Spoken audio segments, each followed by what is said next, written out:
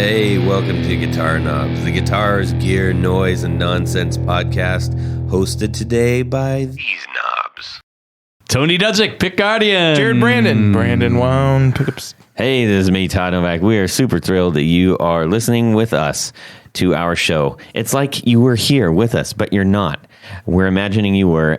We hope you're having an awesome day. We've got a great show for you this episode. Tony, what do we do on this show? We like to talk about gear, and specifically the people who produce gear. Yes. And a lot of times there's maybe people that you've never heard of. Yes.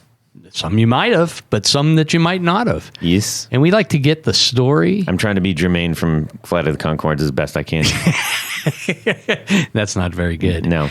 Yeah, we talk to little guys, big guys, and we just get like their background story. Yep.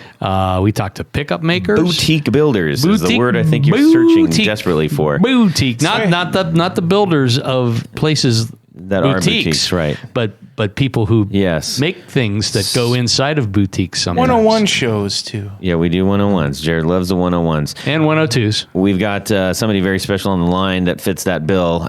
Monsieur, what is your name? My name's Leon. I'm from Pelican Noiseworks. Awesome. Leon from Pelican Noiseworks. Glad to have you. Yes, Welcome on board. Yes, sir. Happy to be here. We've had a lot of requests for you, man. Whoa. Including my own request for you. But yeah, you're well loved in the pedal community, and I think our listeners are gonna enjoy this one, provided we on this end don't screw it up. So, speaking of that, I'll make you look great. Thank you. I appreciate that. We got a couple people to thank for the equipment that we're using. We want to thank Rode Microphones for these delicious pieces of equipment. And they are delicious. Yes. Our mouths are in close proximity to the Procaster once a week, every week. And we are so thankful for the equipment that we have provided by Rode, as well as the Rodecaster Pro, which is capturing everything on this sleek machine, this colorful, sleek machine with soft touch buttons and levers and knobs. It's amazing. And you know what? One thing that's really cool about this, you can actually record a phone conversation. You can record it via Bluetooth, and it all records down to a micro SD card. So you don't even have to have a computer plugged in. If you in order for the phone conversation to be legal, the other person has to know that you're recording. That's probably true. Alrighty. Also, we've got an awesome listener 4 on the floor. Now, 4 on the floor. Jared, explain 4 on the floor for us. 4 on the floor is anybody's favorite 4 pedals that they use. They could be Desert Island, like a pedal that they wish they had, or they could be a pedal that they do have and they love. Must-have pedals. Must have, man. Yeah. Gotta have them. We dig at the 4 on the floor. So if you want to find out more about that, you can go to our website, theguitarknobs.com, and we have, we've got a lot. It's probably at least 100. I'm guessing it's about 100. I think it's 1 million. Not 1 million, maybe 100 million. All of our listeners, not all of our listeners, all the people that we've interviewed, all the builders, all your favorite personalities. Leon's going to have one as well coming up. But you can find out what they deem as their 4 must-have pedals. We also have our patrons kind of jump in here too and send us theirs as well. So we have one from our good friend and Jared's cousin. Yeah, he married a cousin of mine, so now he is my cousin as well. Yes, he's all of our cousins. That's right. Mike, a.k.a. Muffy Merritt of the band The Bullhorn Boys. Very good stuff. I won't embellish this at all. This is a hell of a guitar player. Yeah. He is, man, he's just got the touch. He's got tone for days. It is really, really good stuff. Really we were able good. to see him in Nashville doing his thing, and wow, outstanding. Anyways, he wanted to share his. He actually sent me a note and said he was curious why people haven't chosen the JHS color box on their 4 on the floor. And he's just like, this is an amazing pedal. Why don't people put this on their 4 on the floor? So I said, well, why don't you give me your 4 on the floor? He says, well, all right. So guess what we're starting with? The JHS color box? The Fairfield Circuitry, the the accountant. Just the best compressor I've ever heard. So simple to use, and it nails it every time. Small footprint and built like a tank. Very good. Nice. Also, the Hungry Robot Moby Dick Volume 1, Version 1. Maybe not the absolute best analog delay. Well, I mean, at least he's honest. But for the money, it's hard to go wrong. Call me Ishmael.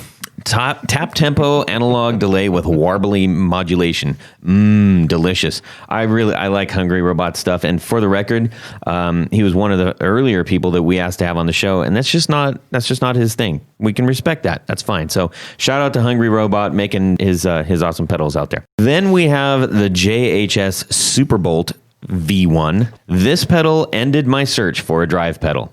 I went through at least 20 other drives over the years until I landed here. I use this for every style of music. It's a great fuzz, overdrive, clean boost, and when it needs to be, dare I say, transparent, super responsive the way an amp is. It's just killer. And then lastly, the JHS Color Box. Woohoo. What doesn't this pedal do? I don't know. I use it for everything. EQ, mid-boost, high boost, fuzz of all sorts, drive, vocals, high-pass filter, AM radio sounds. The list goes on. Got to be one of those most misunderstood pedals ever. And for the record, he actually does use all of those in his live music. I mean, it's really versatile, cool stuff. Love y'all and love what you do. Big shout out to Brandon Wound. Pickups, he kills it. All right. Thank you. I just had to throw that in there. Nice. Thank you, Muffy, for sending that to us. It's a good dude. If you're up in Michigan, check out the Bullhorn Boys, or check them out online. They should be available. Really good stuff. Yep. I've said that. Okay, gentlemen, what is going on in our music world this week? Let's start with Leon. Well, okay. A couple weeks ago, I'll have to just go in like weeks because I don't get time for that much anymore. I sold one of my old favorite guitars that became slowly not my favorite anymore, and so I went ahead and sold it. How did you feel after you sold it? Good, great, actually. That's good. Yeah. It was a Gibson. It was the DG 335, the Dave Grohl one. Yeah. Yeah, it was from the first run in 2007. It was like serial number 19, and I held onto it for a long time. And just never played it anymore, so it's gone. Interesting. Now, I gotta admit, I'm not a huge fan of that guitar because I don't know. What's wrong with you? I don't like that one. What have you got against Trini Lopez? I don't. What like did he ever do to you? I don't like the. Didn't he have the one with the headstock, the not the standard headstock? I could have sworn. I'm gonna feel stupid here in a second. Well, you should. Yeah. I always see him play that blue. The blue one. The two one, he had the Trini Lopez model. Yeah. Which is what you're talking about. Yeah. And then there was the Firebird Studio model that he played a lot. Maybe I'm thinking of something else. You're thinking of John Mayer. No, I never think of John Mayer. Yes, you do. That's not true. That is not true. Okay, you have a John Mayer tattoo. I do. There it is. Anyways. I don't like the diamond cutouts. I'm sorry. You're just a sick I don't like the diamond cutouts. I'm leaving. I'm done. He doesn't either. That's why he got rid of it. This podcast is over. I just don't like it. I can look past that, Todd. Yeah, thank you. Well, you sold it. What if the cutouts were in the shape of a Strat? Would you like it? Oh, boy. That'd be fantastic. So, anyways, wow. How about a fly swatter? Yeah. All right. Tony. Yes. What's going on in your music world, buddy? My music world this week. So today, thanks to our good friends at Amazon, in the mail was my copy of the new Stiv Bators documentary Of the Dead Boys. Of the Dead Boys. It's called Stiv. The early punk meisters. Well, yeah, from my hometown. Stiv lived in Girard, which is just outside of Youngstown, Ohio. And Ohio. Sorry, I forgot. Do we broadcast outside of Ohio? Barely. Okay, that's good. So anyhow, Stiv joined up with the Dead Boys back in the mid '70s, and a lot of the guys were from Cleveland. So there was Cheetah Chrome and a couple of others, and they were an early band that played at CBGB's in New York City. Mm-hmm.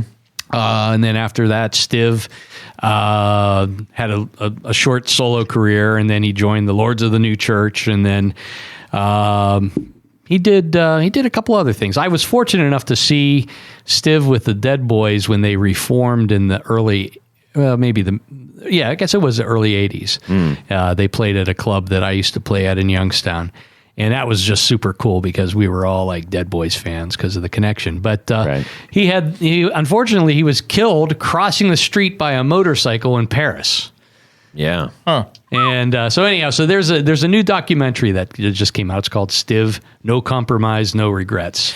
And they did a short run tour around recently without Stiv, obviously. Well, it was kind of a reformed version. But Cheetah was there. But right? Cheetah Chrome and Jimmy Zero, I think, was still playing, and a couple of the other guys. But anyhow, so I can't wait. I almost skipped the podcast so I could watch. No, I would never skip the podcast. Yeah. So I'm gonna. Can we let me borrow it after? Absolutely. I love that era. That's I just absolutely love that era of music. So that was my big thrill of my music world. Awesome. This week. Very nice. Okay. I was in Michigan for the Michigan Guitar Show north of Detroit over the weekend. It was a Saturday and Sunday ordeal. It was put on pretty well. It was the guitar show itself was actually put on in an old theater. Huh. And so Interesting. yeah, it was. So you think, well, what about all the seats? Well, the seats weren't obviously were not in the theater. So there were levels that, stepped down, and then you had like the pit, and there were tables in the pit. There's tables, Did that work out all right? It worked out. Oh yes, it did. Yeah, I was going to say, were things slanted, but they had leveled off, I guess. Yeah, it was it was all level, but it was just levels of it just stepped down I'm going to say about 7 to 8 feet. Huh. So there was. Or maybe 10 feet is more like it. So there's plenty of room to set up tables and then have people walk down that level aisle. So it worked. How was the attendance? The attendance was pretty good for that demographic, actually. The stage was chock full of, your bigger sponsor-y type people. And there was a radio station there. And I forgot what the station is, but... It was done really. It kind of reminded me of the Guitar Fest, but just not as big. Yeah. Okay.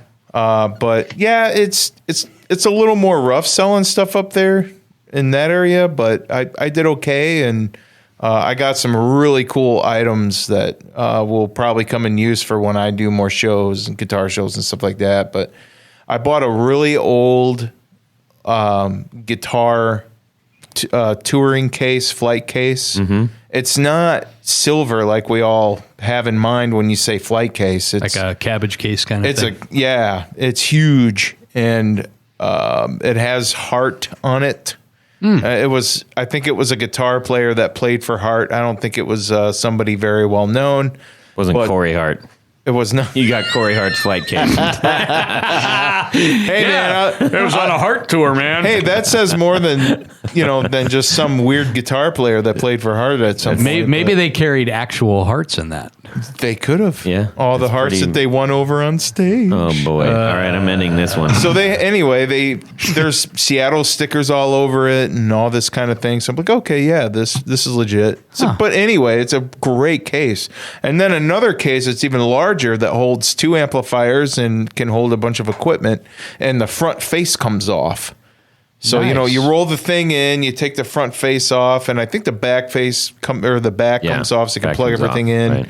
Right. Great items. I got them for really cheap. I got the guitar thing for like $75, and I got the other thing for the same price, $75. The reason I bought the big one, because it was impeding the vision of my table from where the aisle was.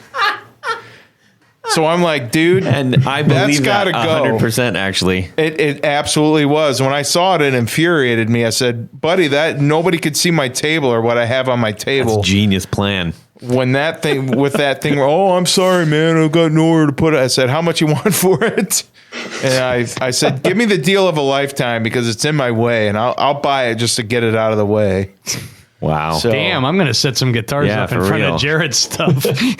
actually, it Block his tables from now on. It's a great piece. I got it for a steal. I was really happy about it. Yeah, it's cool. All right. Now you'll have a place to live. Exactly. Todd, how about you? What's going on in your Well, I got musical some world? awesome stuff in the mail. Our buddy Scott DeBachler of SNK Pedals sent me the Greystone distortion. I just did a project for Scott, you know. Oh, yeah? Yeah. Cool. Well, Don't you know? are you going to tell us? No. No? Okay. All right. No, that's between he and I. It's a Excellent. secret. He and I, me and him. Anyways. And then also the JFET preamplification unit boost, which sounds very intriguing. So it was really cool. Got to pull those out and play with them. And he did... that Greystone that's a special pedal. It's really I good. do like that one too. I mean, I'm not usually like an overdrive fuzzy kind of person, but that one it has some cool controls on it. Very very useful. Yeah, it's very useful. So more to come on that.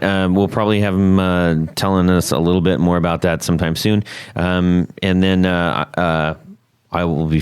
Hopefully, you will have seen a feature on that so far on Instagram by the time this comes out. Anyways, let's get to some awesome stuff. 1, 2, 3. 4 on the floor. All right, Leon Wright from Pelican Noiseworks. What is your 4 on the floor? Well, the first one is obviously go right to left in pedal order. The first one's gonna have to be the Lollygager Canalia, which I know you guys know something about. We know about that Man, one. It's a good one. So good. Yeah, that's a special. Well, I'd say special little pedal, but it's huge. But Yes. Yeah, it's good stuff. Indestructible. I was listening to another podcast, and he was also brought up there too. And the guy's popping up all over the place. Make some good stuff. Popular guy. So tell us about what your take on the Canalia. Yeah, well, the first thing about me personally is I don't really care for overdrive pedals that much. I just something that it does to the sound, where they accentuate the mids or they take out your low end. Mm-hmm. It sounds great. I just like how it keeps the full frequency range intact and then just kind of gives it more, kind of full bandwidth. That thing, and that pedal massively powered. Oh yeah. And the boost side of it sounds great. I guess it's not really a boost, is it? It's a gain circuit. Mm-hmm. But it sounds great all the way around.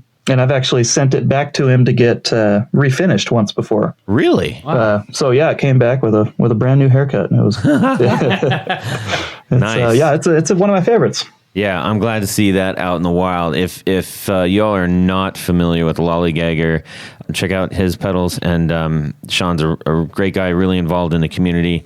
We've said it many times, but the Canalia is truly a top class pedal. I have referenced it as sounding like a top fuel dragster. So that was my impression. What do you have for number 2, sir? Yeah, number 2 have to be the Spruce Effects Gigantium. Now it's weird after I just said I don't like overdrive pedals, and then I throw another one in there. That's how I roll. Like to contradict myself like that. Which that one I like more than anything. I like his the germanium boost that he put in that. It used to be a standalone pedal of his called. Now I don't remember. He's gonna be upset at me about that. But it was called something boost. I think it was kind of like a Rangemaster style boost with his nice germanium transistors that he uses, and it just sounds like deliciously dirty. Awesome. not clean at all. And then this particular pedal, the Gigantium, has another side to it where it's overdrive. I mean, that sounds great too. So you're basically the bacon eating vegan. Right. Yeah, that's me.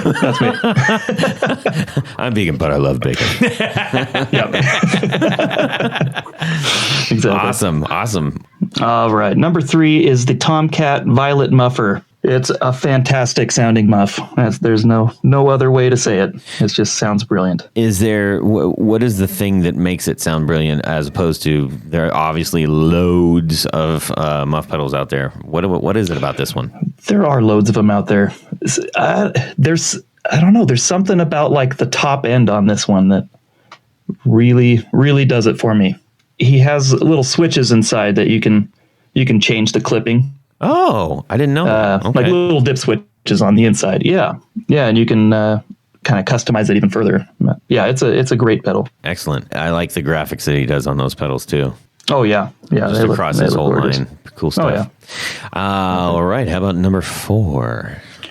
Number 4 is Chase Bliss Thermae. Mm-hmm. The thing is ridiculously cool. I don't know. I feel like I've gotten into it pretty far as the functionality. That was going to be our next question. Yes. Yeah, I figured it would be. But I've gotten into the MIDI control and started, sending it CC messages to do different things. And then I had to pull back because I realized I went too far. They do offer a class at community college on those. Right. It was... I didn't have the prerequisites for it, so I couldn't get on that.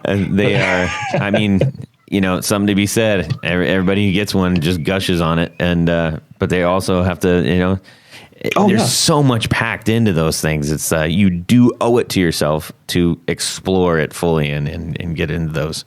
Oh, absolutely. Yeah. And I've explored it as deep as I'm comfortable with exploring it. And then I just forget how to get back to that sound that I had before. But right. Yeah, you just set that thing up as a basic delay and then start adding in some of the intervals and weirdness. And it's just, you can't get I can't get a bad sound out of it. Yeah. Well, I can get unusable sounds out of it, but not bad sounds. And then they just have the recent release, the Mood, which is, pretty. That looks really cool. Gonzo as well. Well, Chase makes it to the 4 on the floor yet again. So it's a running runoff. Is that a thing? A running runoff? Spinoff? No. Well, so far, we usually get a Chase Bliss pedal or a Caroline Guitar Company pedal, and almost every single 4 on the floor. Have we compiled a list? I want to do that at the end of the year because it's getting pretty fun. But I believe Caroline still has the edge. Yeah. Specifically for the Kilobyte. Yeah. I think he's competing with himself against the Kilobyte and the Meteor. So, Ooh. Yeah. I almost threw the Shigeharu in there. See, I really like that pedal. I doubled back. Oh, it's so good. How about the Tube Screamer? No. But that's also been on there like it 1,000 times. Has. So, yeah, that'll be something fun. Well, I'll have to try to see if we can do that towards the end of the year. That's a big that'll project. take some time. That's a big project. But it's worth doing. So, if you want to find out more about this 4 on the floor and actually get links to the pedals that Leon's referenced and find out, what other people have listed as their 4 on the floor, you can go to theguitarknobs.com and go to 4 on the floor and see all of these amazing magical things. It's a lot of fun. So let's get down to the meat of this, shall we?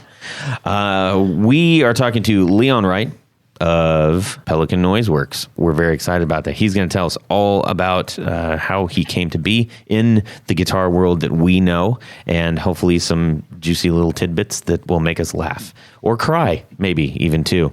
But first, what is your very earliest musical memory that you have? Oh, man. Very early musical memory. Yeah. Well, on that note, some kind of rock and roll thing. I don't know. We were just talking about what was the very first album that we each purchased. With our own money. Yeah, with our own money. Let's do that real quick. That's a good question. Yeah, that was a good one. Okay, all 3 of us and Leon, and we can all share what our very first album, whether that is a CD, a tape, or a record, that we bought with our own money. The very first one. Actually, Tony, would you like to go first? I can go first. It. Now, of course, I had an older sister, so I did borrow a lot of her albums, Beatles stuff. That doesn't count. But it doesn't count. But the actual money that came out of my fingers onto the counter, yep, it was Get the Knack by The Knack. Wow. Cool. On vinyl, I imagine. That's all there. Well, there was that or, an 8-track. Yeah. Awesome. Jared, how about yourself? Pick me. My very first vinyl album that I bought, which is very interesting, is the Guns N' Roses Appetite for Destruction on the recalled cover. That, yes, the very controversial recalled cover. Yes. That we won't go into right now, but there was a reason that it was recalled. Good idea. Bad Collectible, but questionable. Yes. Let's see. We'll leave Leon for last. For me, I spent all of my hard-earned lawn mowing money, and I dropped that down on the Clash. Give them enough rope. That's a good one. Man, played the heck out of that thing. That was fantastic. It was so cool to go walking home with my very own album. That's right. Yes. Listen to Tommy Gun. Yeah, and that was on vinyl too. Yeah, way back in the day. Leon, we're dying to know yours. All right. It was Aerosmith's 1993 release of Get a Grip.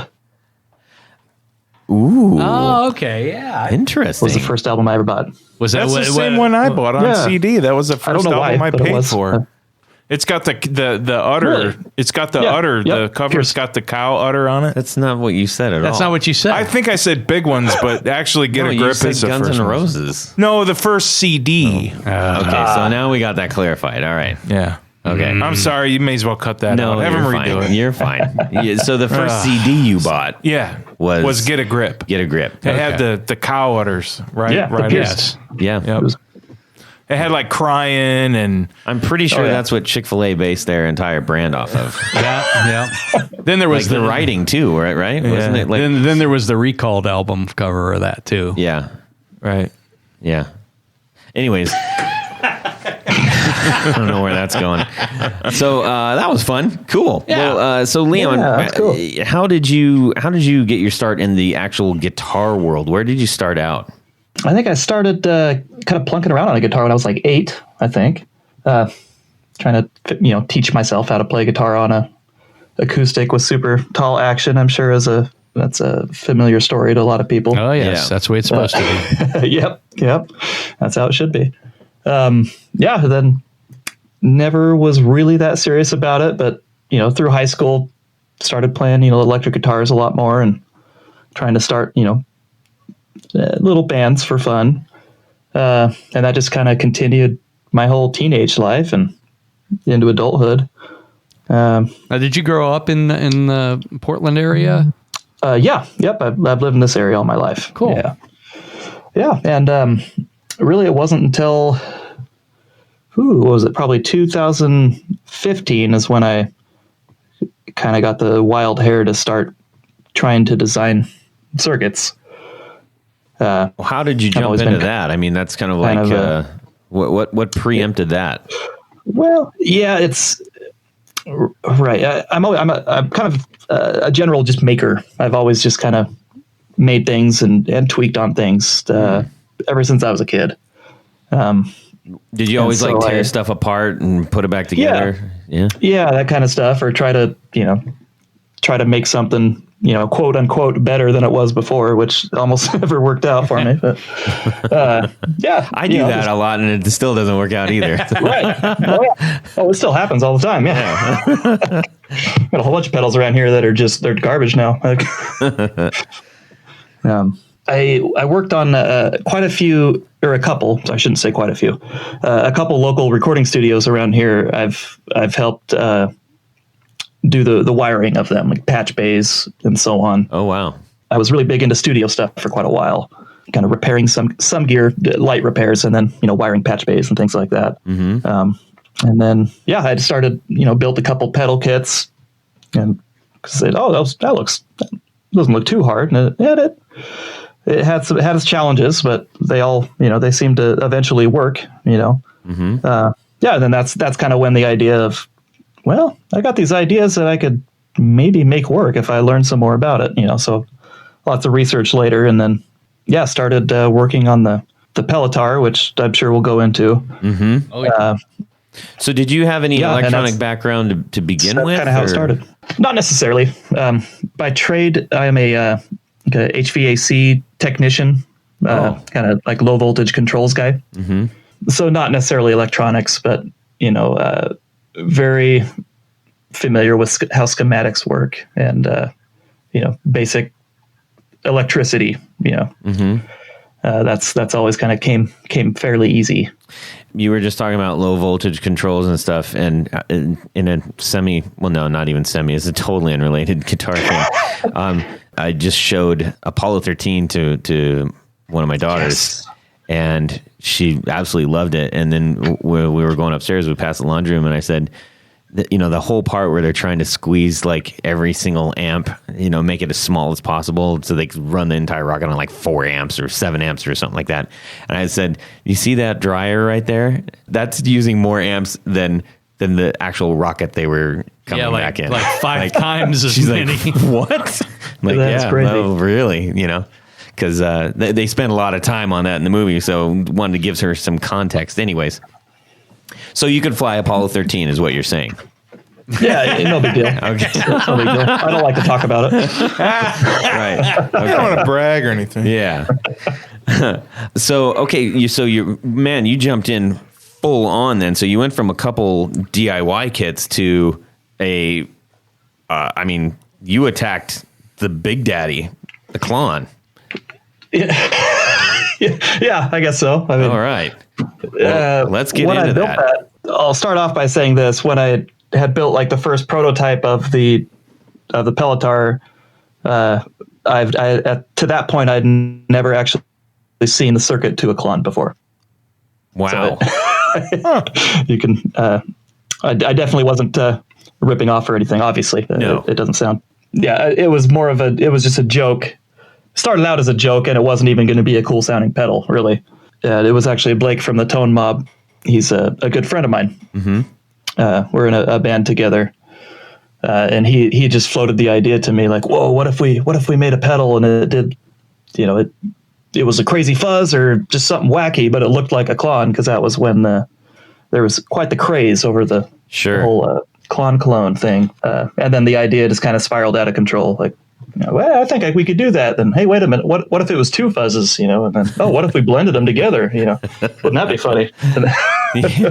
Yeah. Yeah, just figured out how to make it work. Yeah, so the Pelletar just ended up being a really fun project. A lot more interest in it than I thought there was going to be. Right. Well, that thing really blew up, man. I mean, I saw that pedal more than I knew what Pelican Noiseworks was. If that makes sense, you know what I mean? Right. I didn't understand it at first. I was like, I don't understand what's everybody making the fuss about this. And I was like, Pelletar, what? And I wasn't putting Pelican and Centaur together. It just I was delightfully stupid about it. But there's still people all the time emailing me. They're like, I just figured it out. This is awesome. Yeah. And if you do buy one, which we highly suggest you do, make sure you actually look at the instructions. It'll save you some, aspirin, maybe. You were kind enough to put that in and when you sent one over for us to play around with. And let's just get this out of the way. It is a gorgeous pedal. I mean, it is finished really, really well. I was very impressed at the fit and finish of this imposter pedal, and I only say imposter because it's clearly supposed to be like the Klon, but it doesn't sound anything like it, or not even remotely. But I will say that you did confuse one of us, who I won't name right now. But he's like, I don't understand what's going on with this pedal. The gain, it's not a gain. What do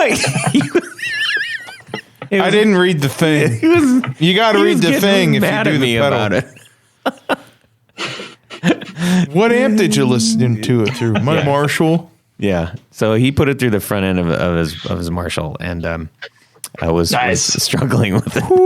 But anyways, so after I explained a little bit, and he's like, oh, right. So it was a good time. Tony, you played it through your Vox? Yeah, that's what when I usually test, I have a Vox AC15 hand wired that has a Celestian Blue in it. So that's kind of, I know what that amp sounds like. Oh, nice. So anytime that's kind of my test rig. Yeah. And I thought it interfaced. I mean, the Vox takes pedals really nicely. I think as does a lot of Fender amps. Yeah. So I find those to be good test beds. Marshalls, on the other hand, they don't like anything in the front end. I would have to agree. Well, except for a tube screamer. That's about it. Really? Yeah, if they sound the tube screamer, that's about it. Well, anyways, enough about the tube screamer. Yeah. But wait, can we talk more about the tube screamer? Yeah. Why not? It's green, right? So that was your first big one, right? Yeah. And how long did you stay on that? Because you're building them all yourself. You don't have a team of people. It's just you. Right. I do have a friend named Justin Porter, who's in some of the gear groups. Some of you might have seen him around. He does help me build every once in a while. Okay. In his spare time, he'll build a few. Right. So he does help out. But yeah, for the most part, it is just me in here. Yeah. He's not the pickup builder, is he? No. He's okay. He does. Because I believe he's also an organ. Yeah. So. Porter pickups. I think they are in Washington. I think. Oh, okay. Yeah. Close. Oh, upper northwest. I could be totally wrong about that. Yeah. They're all builder. neighbors. He's a good builder, by the way. Yeah. Everybody. Oh yeah. So you're knocking those out all by yourself, and I'm sure you. Well, I'm not going to assume. Were you expecting the kind of response that you got from those? No, not at all. No. I thought, I think I built 20 to start with. That was kind of all the money I had to dump into it at the time. Mm-hmm. I just built 20 of them, and I thought I was going to be sitting on them for a long time, and didn't expect to make any more than that. And then those sold out in I think. I can't remember. It was a few days. I think they were sold out. And I had to start Good for you. figuring out how to make more. Yeah. It was amazing how it worked out. Well, can you share with us about how many you're into at this point? It has tapered off a little bit. So I think I'm at like, I didn't even see what number yours was. I think I'm at like 360, I think. Wow, that's awesome. That's it. Well, and this episode has not aired yet. So once this hits, Right. Could be, you better get geared royalty up. tracks are gonna be 720. streaming. Yeah, you're gonna have to hire quite a few people. Whole staff. Right. to sell all of them. Anyways, cool. So you knocked that one out, and then at some point in time, you're like, you know what? I gotta do something else here. What was the next thing in line for you? The next thing I did was actually it was another super fun project that it didn't go real far, but it was just so fun and cool to me to be a part of. Kevin Equits with Equits Guitars, Former guest. Go check out his episode, everybody. Oh yeah, shout out all day long to Kevin. Him and Co Schneider, another shout out for past guest. Yes, sir. They'd asked me if I wanted to work on putting a fuzz in a guitar. And I was like, well, yeah, that sounds right up my alley. And just the way that those two kind of brainstormed it or came up with the concept of it, how it was going to work, and the controls, how those would operate, just sounded really smart and not gimmicky at all. And so I started kind of making a circuit to go specifically in that guitar. And I started with the one side of the Pelotar, which is not the mid-scooped wall of fuzz muff sound, but the other side on the left side of the gain dial, which is a JFET fuzz, which is fairly unique for fuzz circuits. And I started with that one and started making some tweaks and sending them down to Co, and he tried them out, and Kevin tried it out, and landed on, it was pretty close to just that left side of the Pelotar that we ended up using. And after I put that into a pedal and we had it all, finalized, this is what's going in the guitar, I loved the pedal, so I made another pedal, and that became the half horse. Half horse, which is another ridiculous graphic. Indeed, for that matter. But, hey, just real quick, you mentioned that's the second iteration of JFET on our show tonight. Can you, just for those who aren't maybe familiar with that, can you just tell us real quick, can you explain the JFET? Let's boil it down to, it's a transistor that basically the way it breaks up is a little more amp-like than what you would get with your standard BC 108 transistor 2N5088s or something like that. They act a little more amp-like when pushed. That's why you hear a lot of people talk about JFETs and amp-like. Those two terms kind of go together. What about it makes it amp-like? What can you explain that a little bit? It's the magical fairies inside. They're really jolly. Yes. And then they get warm like a tube, and they make amp sounds. That's very cool. Yeah, that's I read that somewhere. I never heard that before. That's really good to know. Yeah. Fairies. Excellent. So for real, if we're talking about amp-like, is it just a clarity? Does it react with your playing? What? Yeah, I think. Yeah, kind of like a touch sensitivity, kind of thing. Okay. Dynamics. Yeah, cool. Exactly. So when you are investigating pedals out there, everybody, and you do run across JFET, if you're just becoming familiar with that term, now that is something that you can say, aha, I know what that might how that might impact the kind of music that I'm doing, and that is a pretty popular one. There seems to be a real surge of preamps and preamplifications, and I feels like there's a lot of that going on, and JFET's getting thrown around quite a bit right now. So let's talk about the half horsey real quick. I just really liked that side of the Pelotar. It was the side that I spent the most time on because let's be honest, the other side, the other fuzz in the Pelotar is it's pretty straight across muff. There's not a whole lot of changes to it, kind of like a green Russian muff. But the other side is what I really spent my time in, and I just love how it sounds. What I started out when I started working on it, I had this idea of making I was one of the fuzz pedals that reacted like a Sweet Honey Overdrive does, the Mad Professor Sweet Honey Overdrive. Okay. I don't know if you guys ever had a play with those before, but they're just the touch sensitivity is just crazy on those. I always thought, man, if I could get a fuzz that did that, that'd be really cool. And this was the best I could do, and I'm pretty happy with it. See, I like what you just described because that's something that I really appreciate. In when I'm looking for a pedal, I don't have too many pedals that like if you turn it on, it's just that. I like the idea of being able to get a dynamic response out of a pedal, especially how you play the guitar and how it reacts. You're not just getting that signal coming through with the notes attached to it. You know what I mean? Sure. Yeah. And I think that's one of the things that a lot of the preamps do. I feel like that is what that's doing for people, is giving them a little bit more interactivity or amp-like tones out of it, rather than just like, this is exactly what the pedal sounds like, and no matter who plays it, Absolutely. What'd you do after the old half horsey there? Well, after the half horsey, that was probably about when I did the 50/50 pedal for an undisclosed competitive podcast. Oh, it's all good. I'm joking. They asked me to 60 do cycle that hum. pedal for them. 60 cycle hum. Yes, sir. Brian Burke and Steve were over there. Good guys. They had asked me to work on that pedal, and I thought it sounded awesome because again, I'm going to contradict myself. I hate overdrives. The DOD 250 is the best pedal ever made. I'm that guy. But that's one overdrive pedal that I've always enjoyed. And I wanted to hear what two of them sounded like in one pedal. That's cool. See, as long as you say that, if you continue to say that, then you never really have to own up to anything.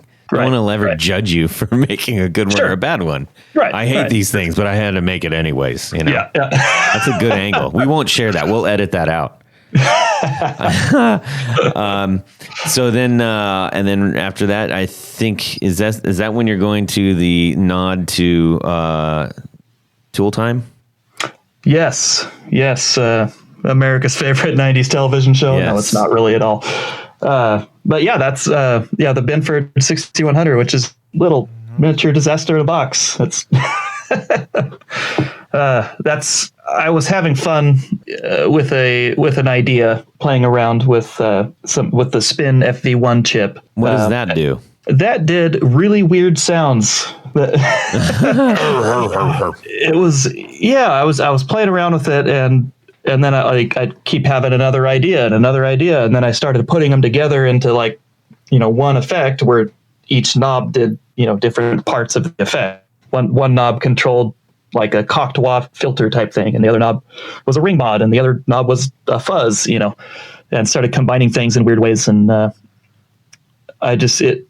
pedal made me smile when I played it, like bigger than I've ever smiled before, and laugh when I looked at it. Like, okay, I got to put it out there. Hey, if you don't want to buy it, don't buy it. But I think it's hilarious and really useful, actually. Again, with a very genius marketing plan. If you don't want it, don't get it. Right. Yeah, I'm not going to. You're not going to hurt my feelings, man. Yeah, what you should say, I prefer that you not buy it. Yes, these are not for sale. Speaking of not for sale, when will the Pelotar plush be back in stock? Oh, yes. I need to. I want a toy. For those who, for those who go out of stock, I kind of keep forgetting about them. Yeah, I need to. As soon as I can talk my wife into building some more of them, we'll get them back on there. So those, if you're wondering what that is, if you go to the Pelican Noiseworks site and to their products, there's a plush toy. Yes. Yeah. Which I think people, a guitar player can buy the pedal for himself or herself, and the plush toy for one of the kids. I love when people that are making stuff make little odds and ends and bits and bobs. It's because we talk about this all the time. I'm going to bring it up again. As enthusiasts, as borderline collectors, once we lock onto a brand, we want all that extra stuff. Like that gets us closer to the brand. It's the individual fingerprint that we reference so often, and I love that. I think it's fantastic. Getting back to the tool time thing, I encourage everybody to actually go check this out. Yeah, it's so funny to me because you clearly, I really appreciate your sense of humor.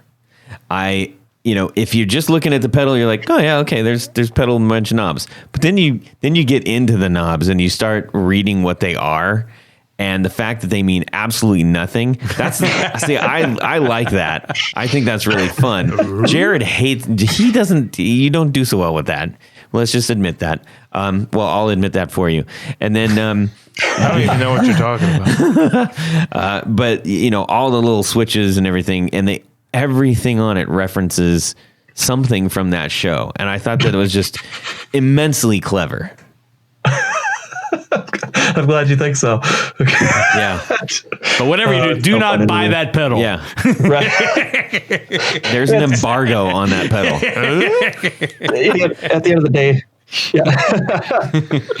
I'm having fun, building pedals and making, useful and also funny things. I just like to have fun with it. I think that the gear shouldn't always be serious. There's a time and place for the seriousness of it. Yeah. Yeah. Well, it's good that you're doing that out there. Just out of curiosity, I mean, we've kind of gone through your pedals a little bit and stuff. What do you like? What's your rig like? Tell us about what your guitar and your amps and like what does that look like for you? Oh, okay. I'm a big Benson amps fanboy. Oh, right. So I play. Is there anyone in the Northwest that doesn't play those? I don't think there is. Yeah. Yeah. He was actually a really early guest. He gave us the time of day a long time ago, I really appreciate that. So thanks, Chris. Oh, awesome. I'm looking on Instagram, and when you said that, a Benson post came right up. Yeah. It kind of freaked me out. These are That's great. the way it works. Great amps. That is. Oh yeah. Wow. Yeah. So you're playing Yeah, what so I play model? mostly a Benson. I'm playing a Benson Vincent. Yes. Which is one of the newer ones. I have a Monarch Reverb combo here as well, and those are my go-to amps. It's hard to choose one. And my main guitar is my Telecaster. It was a Baja Telecaster that I kind of heavily modified and stripped and refinished and slapped a Bigsby on, and it's the go-to for sure. That's fun. I actually kind of like for whatever reason, I appreciate a Bigsby on a Tele because it can the weight of the Telecaster and it just feels like this can handle the Bigsby. You know, where you see it on some other it's like why did you put that on that guitar? But that's just my own thing. But yeah, so there. What else? Well, you got some more guitars. I'm assuming. What's your number 2? Yeah. Number 2 is definitely the Equitz Guitars Fuzz Rayburn. Mm-hmm. And then I have a Gretsch White Falcon that I recently picked up earlier this year. It's been one of those guitars that you always got your reverb watch list, and you're always looking out for it. And it finally came up at a local shop, and it was the one. Was it so I just like a vintage one? No, it's 2012. Okay.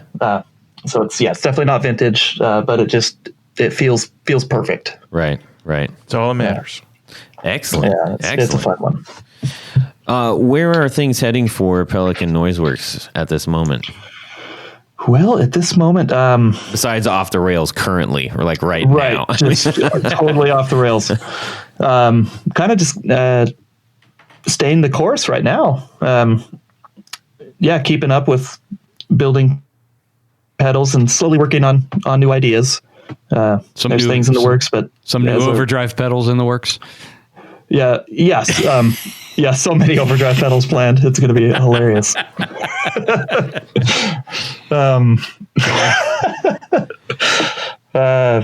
Just as a kind of a one-man shop for the most part. It's a little tricky to find the time to develop new things, but try to do it as much as I can. Leon, thank you so much for sharing all of your backstory and letting us get to know Pelican Noiseworks a little bit more and the man, the myth, the legend behind it. I appreciate that you're putting the funny out there in the guitar world and just kind of on a if you catch it, cool, and if you don't, then don't worry about it vibe. I had one more question because he's in Portland, right? Yeah. Do you know Fred Armisen? Why that? I don't know him. No. Did you get like a Portland joke book before this? Portlandia. What the hell's going on? All right. Anyways, let's get out of this mess. Jared. Yeah.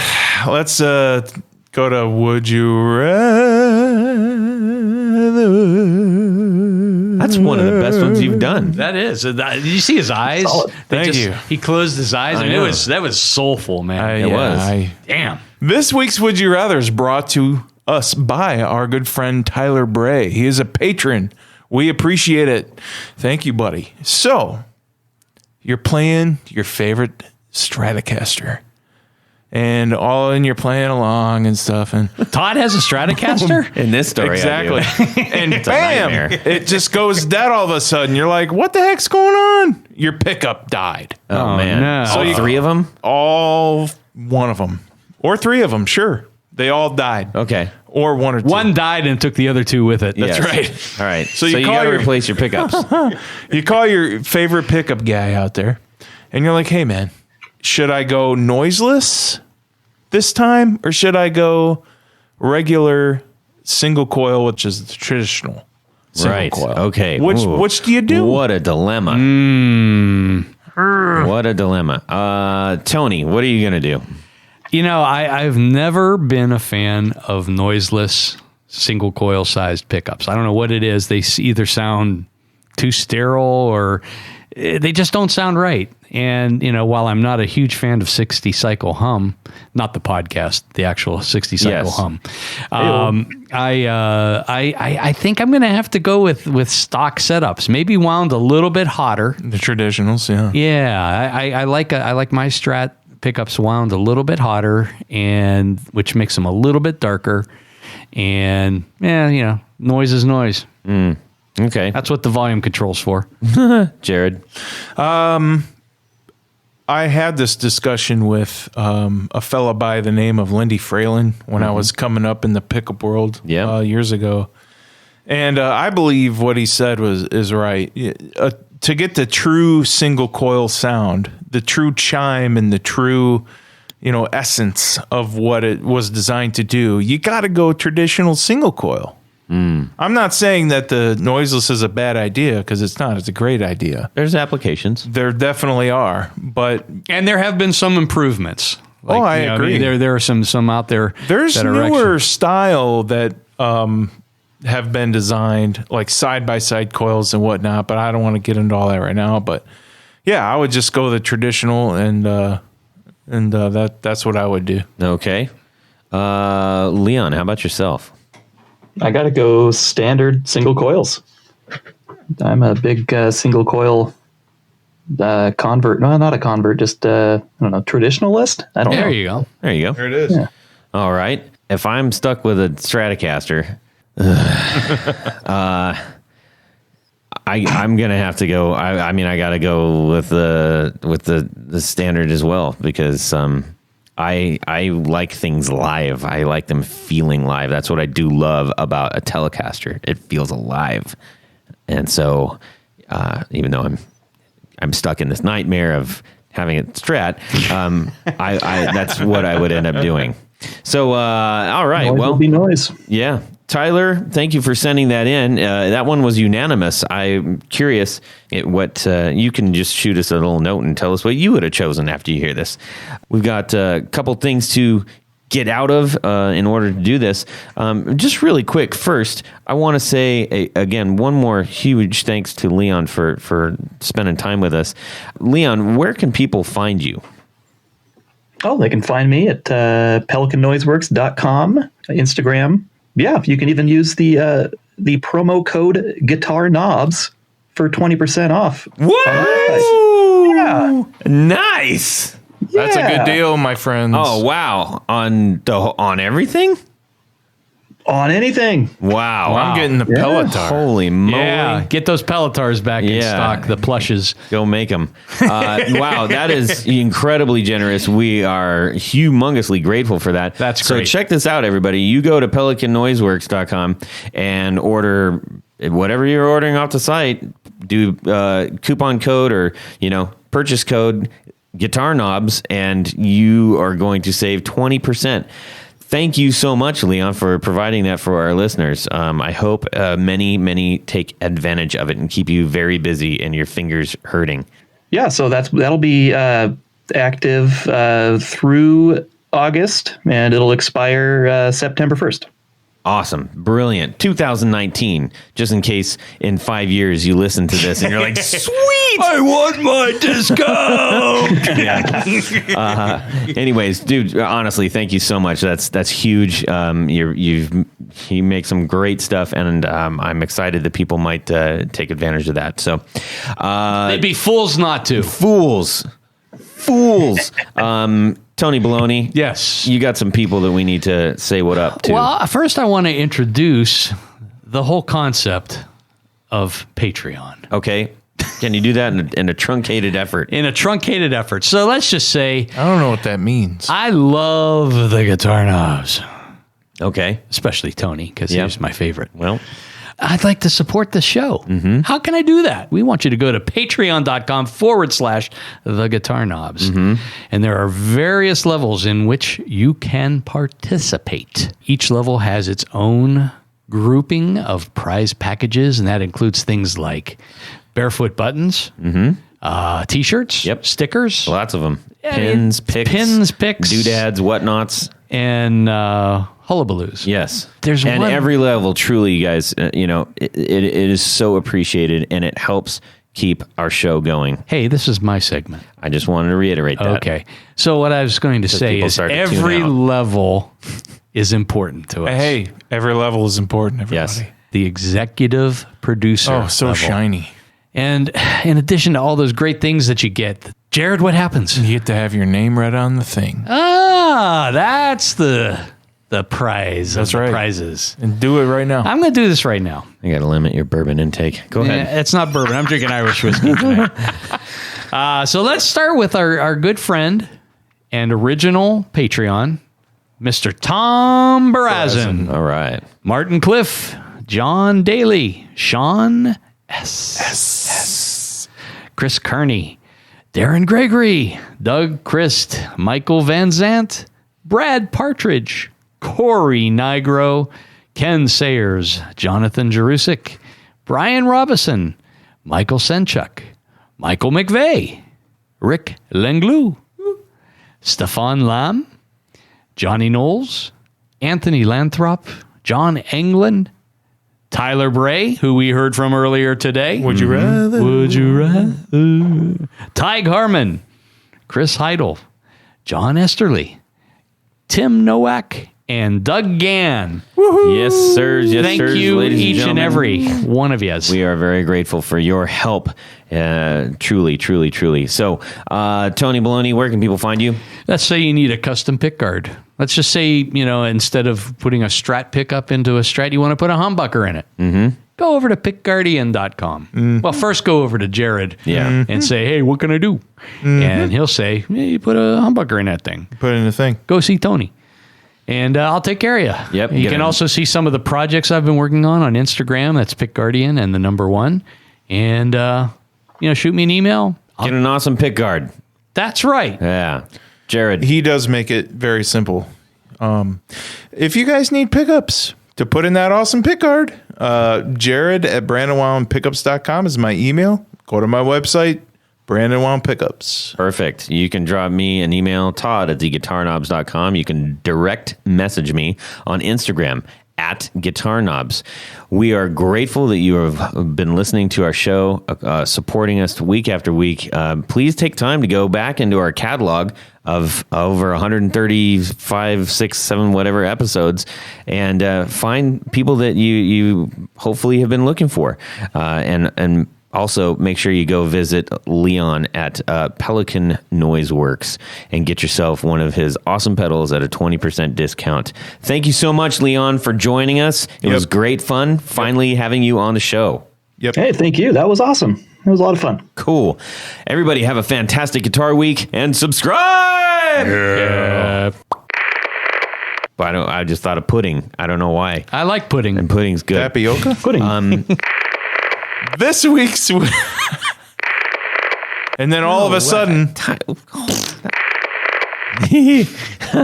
No. Goober. Time out. You have derailed, my man. All right. no. That's a wrap. Awesome. Good talking to you. I feel like that would I wonder if people are sitting there crying in their mouth as they're listening. You're still with us, right? It's like Sorry. it's okay. This is awesome. Let's do this, shall we? Yeah. You ready? All why right. not? It's gonna be great. What could go wrong? Well, that's it for these knobs. Please visit our Patreon page at patreon.com/theguitarknobs. Visit our website at theguitarknobs.com for all of our past episodes, 4 on the Floor blog, and other good stuff. You can connect with us on social too at our Facebook page and share your gear and stories on our Facebook group. Also, be sure to check out our Instagram at Guitar Knobs. Catch you next time.